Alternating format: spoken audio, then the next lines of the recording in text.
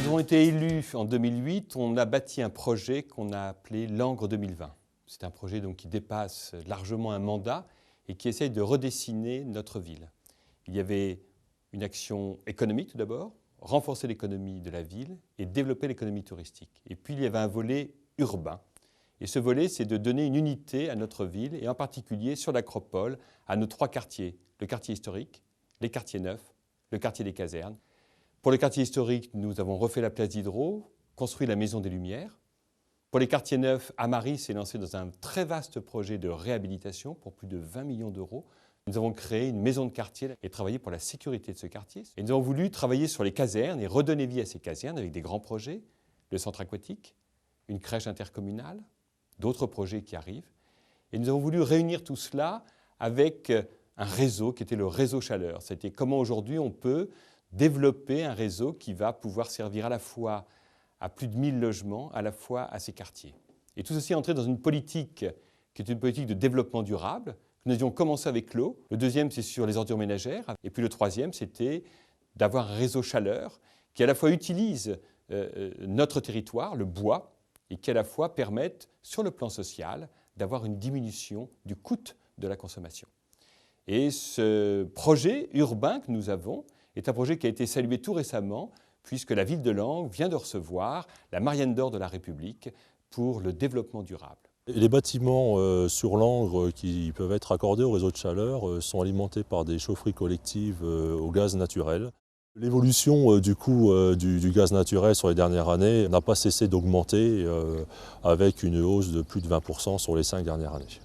Le fait de se raccorder au réseau biomasse va fondamentalement pas changer énormément de choses pour Amaris directement, puisque c'est quand même le locataire qui bénéficiera des économies sur le coût de la chaleur. Et le recours du combustible à la biomasse nous permettra d'avoir un coût stable dans les années à venir. Le groupe Cofeli a été choisi pour 3 raisons principales. Sur le plan financier, à consommation égale et à subvention bien entendu comparable, le coût chaleur est le meilleur pour Cofeli. Sur le plan technique, le groupe Cofeli a mis en place un condenseur sur la chaudière et a surdimensionné légèrement son réseau afin d'anticiper le développement futur.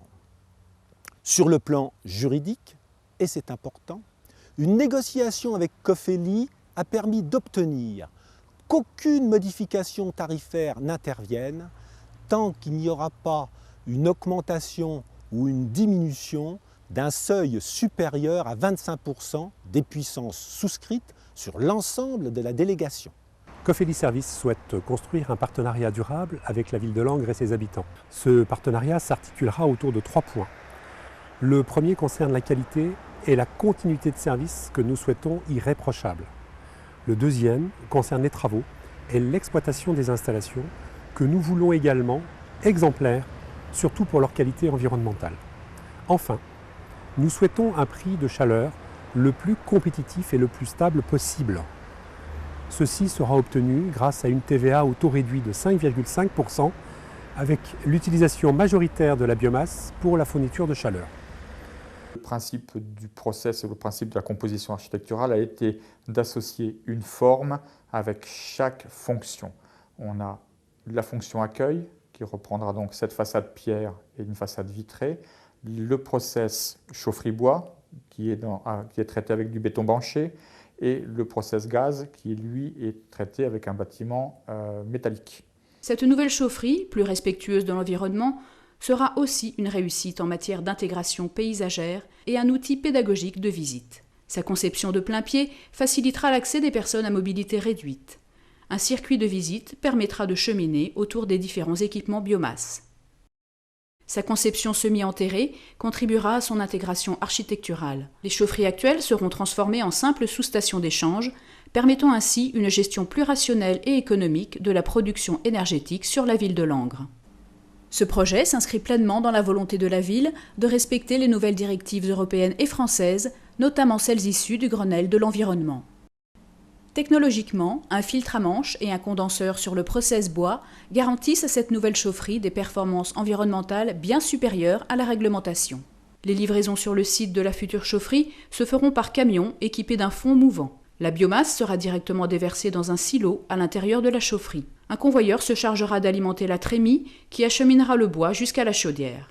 Le poussoir introduira le combustible dans le foyer et permettra le réchauffage de l'eau avant son injection dans le réseau. Les fumées passeront au travers d'un dépoussiéreur multicyclone et d'un filtre à manche afin d'éliminer les différentes poussières qu'elles contiennent. Elles chemineront ensuite vers un condenseur afin d'augmenter les performances énergétiques et environnementales de cette nouvelle chaufferie. Au final, les cendres issues de la combustion du bois seront recueillies. Ce réseau de chaleur sera un outil exemplaire de développement économique durable pour la ville de Langres. La chaudière bois sera alimentée à partir de ressources locales qui proviendront essentiellement du parc naturel voisin et de la plateforme bois de Brovan. Cette plateforme est exploitée par Cofeli Services en partenariat avec la Page de manière à promouvoir l'emploi des handicapés. La communauté de communes du Grand Langres investit sur 2 grands projets, le centre aquatique et la maison de l'enfant. Et donc il nous a semblé tout naturel d'utiliser ce réseau.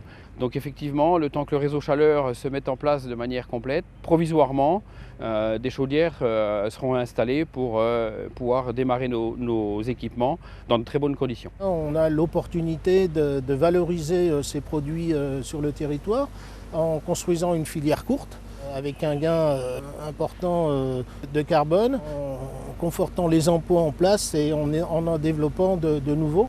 Bon, cette installation va consommer 5300 tonnes de bois par an, du bois issu des forêts haut-marnaises, qui sera prélevé dans un rayon de 50 km autour de Langres.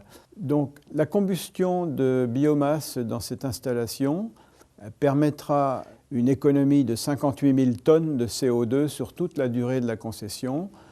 Pour information, 58 000 tonnes de CO2 représentent à peu près l'émission du parc automobile langrois pendant 6 ans.